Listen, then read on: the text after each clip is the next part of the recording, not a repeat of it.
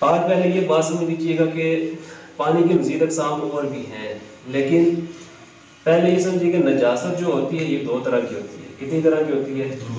ایک ہوتی ہے نجاست حقیقی، ایک ہوتی ہے نجاست حکمی۔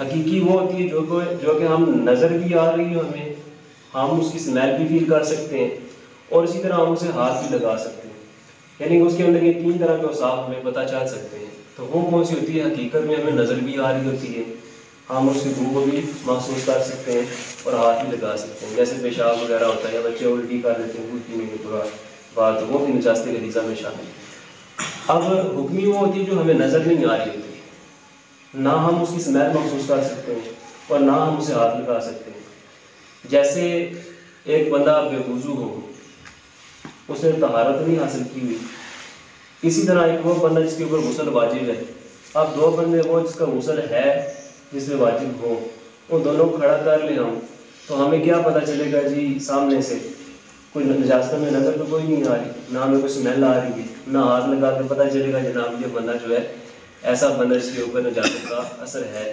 تو وہ نجاست جس کے اوپر ہم یہ دیکھتے ہیں کہ نظر بھی آ رہی ہو اور اس کے بعد اسمیل بھی اس کی ہو اور اس کے بعد وہ ہاتھ لگانے سے محسوس ہو، وہ حکمی ہوگی، اور جس میں یہ تین اوصاف نہ پائے وہ حقیقی ہوگی، اور جس کے اندر یہ اوصاف نہ پائے جائیں وہ حکمی ہوگی، یعنی کہ حکمی طور پہ اس کے اوپر حکم ہوگا کہ یہ نجاست، یہ چیز جو چیز ہے یہ نجس ہے، نجس ہے، یعنی کہ اس کے اوپر کیا ہے؟ نجاست موجود ہے۔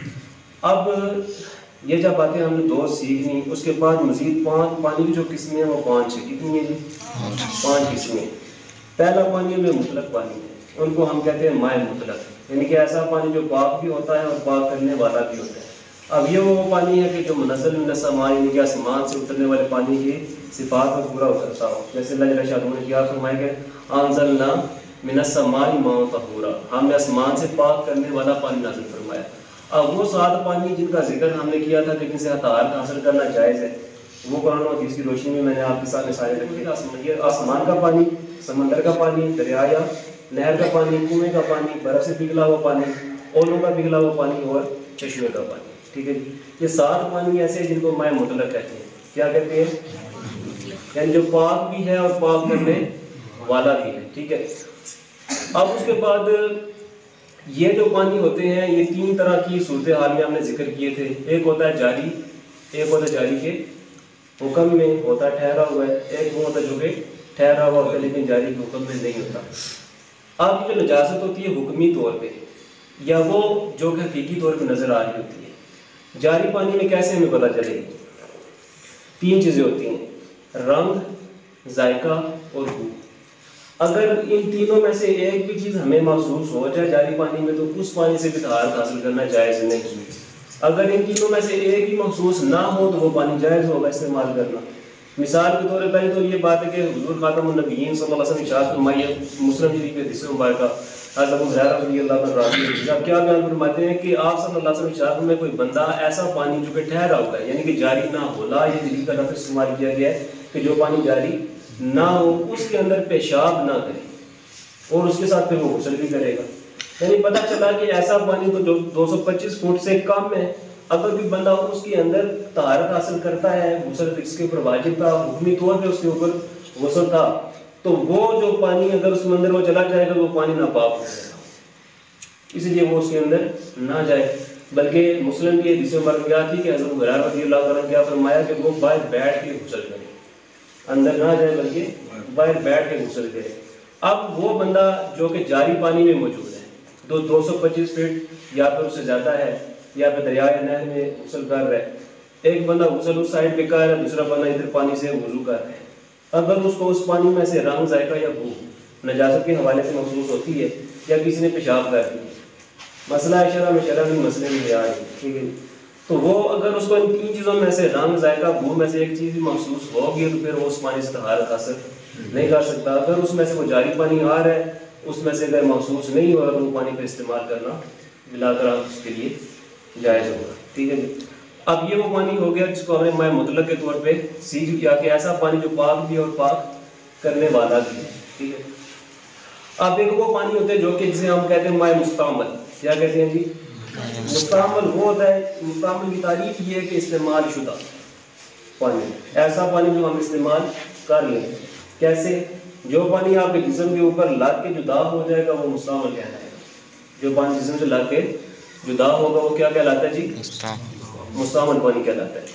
تو مستعمل پانی کا حکم یہ ہوتا ہے کہ وہ پاک کرنے والا ہے، وہ پاک ہے لیکن پاک کرنے والا نہیں ہے.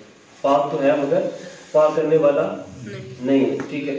تو اس صورت میں یہ بات ذہن میں رکھیے گا کہ جو ایسا پانی ہوتا ہے اس کے ساتھ ہم استنجا وغیرہ تو کر سکتے ہیں لیکن پاکی حاصل نہیں کر سکتے ہیں. اب ہوتا کیا ہے کہ ایک ایسا بندہ ہے کہ جو بے وضو ہے، جو کیا ہے جی؟ بے وضو ہے. جیسے ابن ماجہ کی حدیث مبارکہ ہے کہ حضور نبی مکرم صلی اللہ علیہ وسلم ارشاد فرماتے کہ جب تم میں سے کوئی بندہ نیند سے اٹھے تو برتن میں ہاتھ دھوئے بغیر برتن میں ہاتھ نہ ڈالے. اور مسلم شریف کی حدیث مبارکہ کیا ہے؟ ابو ہریرہ رضی اللہ عنہ کی حدیث ہے. آپ نے بیان فرمایا کہ اگر کوئی بندہ نیند سے اٹھتا ہے تو وہ ہاتھ برتن میں نہ ڈالے اس وقت تک جب تک 2 یا 3 مرتبہ اسے دھو نہ لے، کیونکہ اسے کیا پتا اس کے ہاتھ نے رات کہاں گزاری ہے. ٹھیک ہے. تو سوئے ہوئے بندے کو پتا نہیں چلتا ہے. ایک تو بات یہ ہوگی. اب جو بندہ ہاتھ اس میں جب سوئے کو اٹھے گا اس کو وضو تو نہیں ہوگا. اب وہ اگر اس کے اندر ہاتھ ڈال لیتا ہے، ہم نے مستعمل پانی کی تعریف کیا پڑھی کہ جو پانی سے استعمال ہو کے جدا ہو جائے. اگر وہ 225 فٹ سے کم پانی تھا، اگر کسی بندے نے اس کے اندر ہاتھ ڈال دیا بغیر دھوئے تو وہ پانی جو ہے مستعمل ہو جائے گا، وہ پانی قابل استعمال ہے. کیونکہ حکمی طور پر اس کے اوپر وضو لازم تھا، نجاست چاہے نظر نہیں آ رہی لیکن وہ پھر پانی قابل استعمال نہیں رہے گا. ٹھیک ہے. تو اس ضمن میں یہ ذہن میں رکھیے گا کہ اگر پانی ایسا ہو تو جو 225 فٹ سے کم ہو، 225 فٹ سے کم ہو، اس کو پھر قابل استعمال کیسے کیا جائے؟ اس کو جاری کی صورت اختیار کی جائے. مثال کے طور پہ ایک ٹب ہے ہمارے پاس، اس کے اندر پانی پڑا ہوا ہے.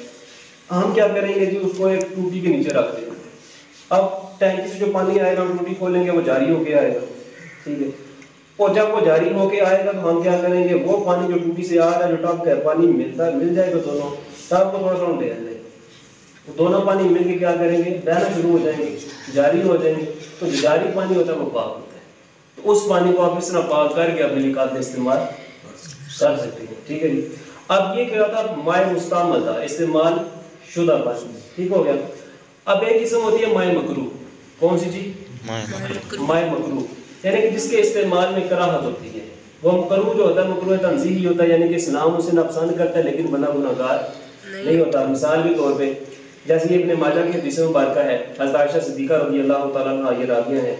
آپ بیان فرماتی کہ میں اور نبی مکرم صلی اللہ علیہ وسلم ایک ہی برتن سے وضو کرتے تھے، حالانکہ اس سے پہلے اس برتن میں سے، اس پانی میں سے بلی پانی پی چکی ہوتی تھی.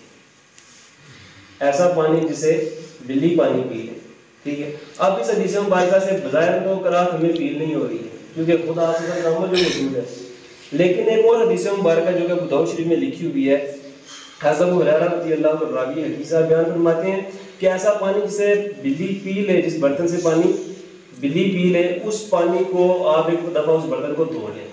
حدیث اب دو آ گئی. اب یہاں پہ مسئلہ سمجھنا ہے.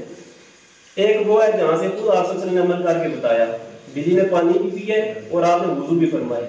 دوسرے حدیث مبارکہ میں کیا فرما رہے ہیں؟ اس برتن کو دھو لیں. ٹھیک ہے. تو کرنا کیا ہے کہ ایسا پانی اگر ہمارے پاس اور پانی موجود نہیں ہے، اگر اس میں سے پانی بلی پی لیتی ہے تو پھر بلا کراہت اس پانی سے وضو کرنا جائز ہے، جیسا کہ نبی کریم صلی اللہ علیہ وسلم موجود ہے. اگر ہمارے پاس اور پانی موجود ہے، اس کے باوجود اگر ہم اسی پانی سے وضو کرتے ہیں جسے بلی نے پانی پیا ہے، تو وہ جو پانی ہوتا ہے اس کے ساتھ آپ وضو جو ہے وہ اگر کرتے ہیں تو وہ برا تنزیہی ہوگا، اسلام اسے ناپسند کرے گا، البتہ وضو ہو جائے گا، نماز فاسد نہیں ہوگی کیونکہ وہ پانی ناپاک تو نہیں ہوا نا. ٹھیک ہے.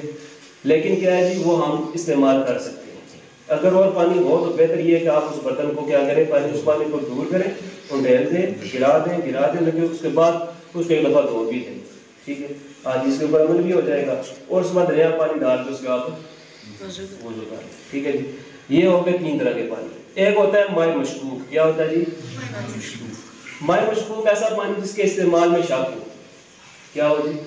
یعنی کہ ہم استعمال کریں نہ کریں.